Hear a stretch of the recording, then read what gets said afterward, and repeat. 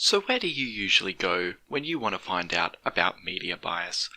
Personally, I go to Sky News, because honestly, Chris Kenny is the greatest media bias commentator in the land. In fact, I love Chris Kenny so much that the name of this brand new series is going to be based off his insightful show.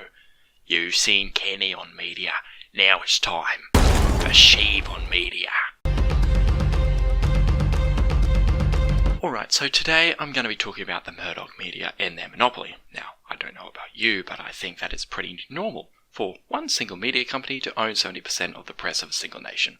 And if you say anything to the contrary, well, obviously you're just some ABC-loving lefty. Now, obviously there are so many things that could go wrong with having one company having such a large monopoly. I'm not sitting here saying that News Corp is the only problem. Obviously there's heaps of other hack companies out there as well, which I'm sure I'll make a video about sometime in the future.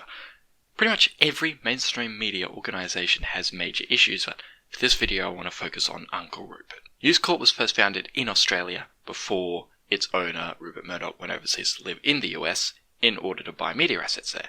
Now, in order to do that, he had to give up his Australian passport to become an American citizen, which makes News Corp foreign-owned. Now, obviously, former Prime Minister Kevin Rudd has been out on a campaign against Murdoch in the past year or so as he tries to push the government for a royal commission. But why is Rudd taking such a risk by going up against News Corp? Let's take a look at the reporting patterns of the Murdoch media in the past decade or so.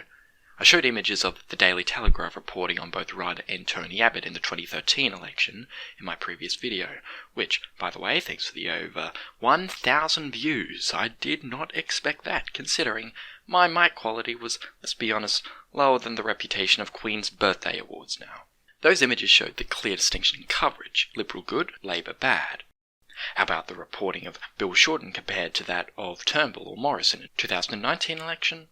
Liberal good, Labour bad. Reporting of Dan Andrews, Liberal good. Actually, you know what? Scratch that one. Millhouse is so unbelievably ineffective as Victorian opposition leader that his own mates at Sky News are turning on him. Labour? Yeah, bad. Very bad. So Murdoch's been in the pockets of the Liberal Party for decades. Why? Because of who backs these parties. The Liberals are backed by big business. Their biggest donors are the mining industry and lobbyists, which, wait, are the ones who own the media. In essence, the media is the Liberal Party. Who backs Labour? Trade unions. What media networks are owned by unions? None. We live in this fantasy land where people believe that the news is just the news. They'll tell you the truth, and if you question the narrative, you're seen as problematic. Let's face it, the whole Murdoch media is just a lobby group for Murdoch's family interests. I mean, they run at a loss. Which tells us that the only reason News Corp still operate their dying newspapers is for political power.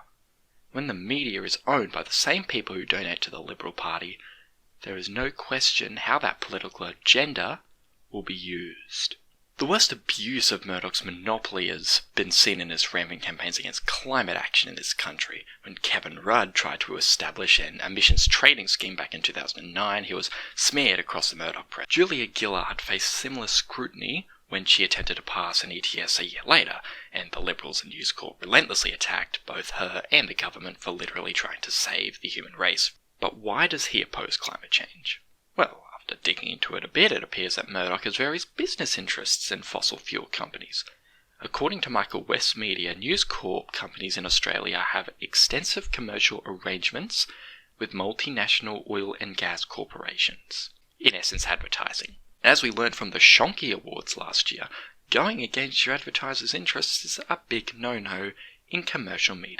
We also have Harvey Norman. Now, this is an interesting one, because careful, they're a sponsor of Triple M. Added to this, News Corp also hosts corporate conferences, which just allows for these fossil fuel executives to get straight into the ears of both journalists and editors. Obviously, News Corp isn't the only one who does this, though. What is scary to reveal is that Murdoch also has business interests in the exploration of gas and oil in the Middle East, which also immediately puts a bias filter on news' coverage of Middle Eastern affairs. So to conclude, yeah, News Corp is a bit bad, engaging in character assassinations against people they don't like, particularly politicians who actually try and do good things He's not very nice. Users' response to having a monopoly is always that they don't own any free-to-air television stations, and that the internet is getting bigger than them anyway.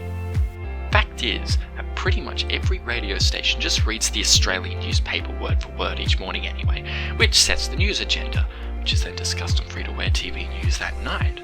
So yeah, second-hand Murdoch propaganda.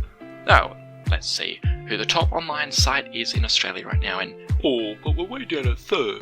We only have 2 publications on the list. It's not that much. struggling digitally, you say. And I hope that you'll like, comment, and also share.